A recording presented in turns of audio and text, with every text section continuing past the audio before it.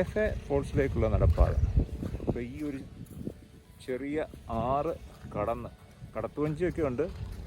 അപ്പോൾ കടത്തുവഞ്ചിയിൽ കയറി ആറ് കടന്ന് വീണ്ടും ഇതുപോലെ ഇങ്ങനെ നീണ്ടു നിവർന്ന് കിടക്കുന്ന നടപ്പാതയിൽ കൂടി നടന്നു വേണം കാട്ടിനുള്ളിൽ പതിഞ്ഞിരിക്കുന്ന ഫെഫെ ഫോൾസിലേക്ക് എത്താനായിട്ട്. ഏതായാലും കടത്തുവഞ്ചി ഒരെണ്ണം നമ്മുടെ കാത്ത് കിടപ്പുണ്ട്. അതുകൊണ്ട് അധികം താമസിയാതെ അക്കരെ എത്താം എന്നുള്ളൊരു ശുഭപ്രതീക്ഷ.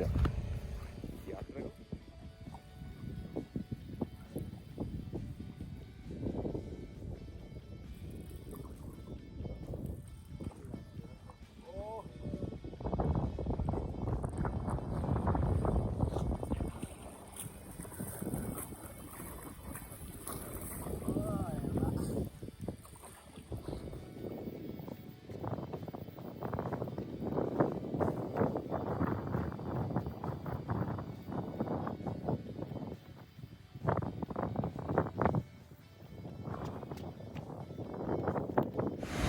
ഇതാണ് നമ്മുടെ ജൂനിയർ ഫെഫെ ഫോൾസ്. ഒറിജിനൽ ഫെഫെ ഫോൾസിൻ്റെ അനിയനാണ്, അതോ കസിനാണോ എന്ന് അറിയില്ല.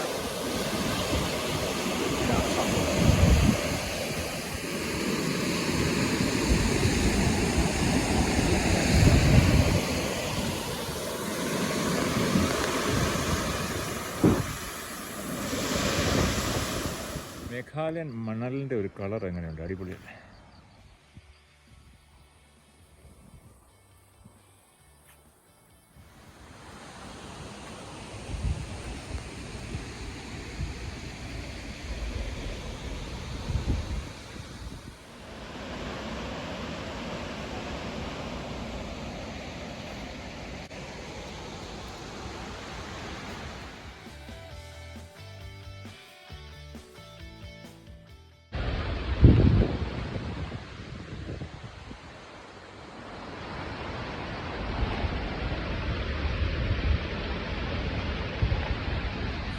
ഇതുകൊണ്ടാണ് ഇതുപോലെയുള്ള കല്ലുകൾ പാകി ഉണ്ടാക്കിയ സ്റ്റെപ്പ് അണീവൻ സ്റ്റെപ്സാണ് എന്നുള്ളതാണ് പ്രധാനപ്പെട്ട പ്രശ്നം.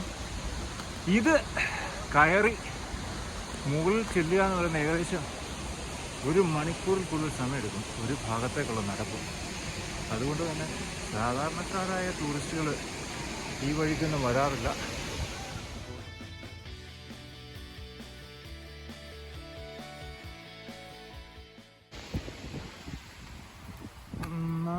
തിരുപ്പടി അങ്ങനെ കയറത്തങ്ങോട്ടെ, അടിപൊളി. എവിടെ പോയി എത്തണമെന്നുള്ളത് ഒരു ചോദ്യമാണ്.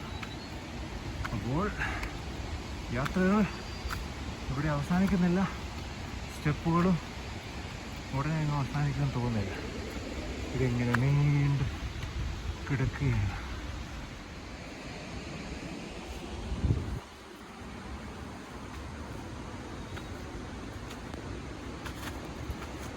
മഴ പെയ്താൽ കയറി നിൽക്കാൻ പറ്റുന്ന ഒരിടം ഇതേ ഉള്ളൂ. ആകാശമാണെങ്കിൽ അവിടെ എവിടെയായിട്ട് കാർമേഘങ്ങളൊക്കെ നിറഞ്ഞിട്ടുണ്ട്. എന്താണെങ്കിലും സ്റ്റെപ്പുകൾ അവസാനിക്കുന്നില്ല. ഇതാണ് കോൾ മൈൻസ്, ചെറിയ ചെറിയ കോൾ മൈൻസ്. ഇവിടുന്ന് ഇങ്ങനെ കൽക്കരി മാന്തി എടുക്കാം. ഇതൊക്കെ വലിയ സാധനമൊക്കെ ഉണ്ട്, അത് പുറകെ വരുന്നു. ഇതിപ്പോൾ ചെറുതൊരു സാമ്പിൾ വെടിക്കെട്ട് മാത്രം.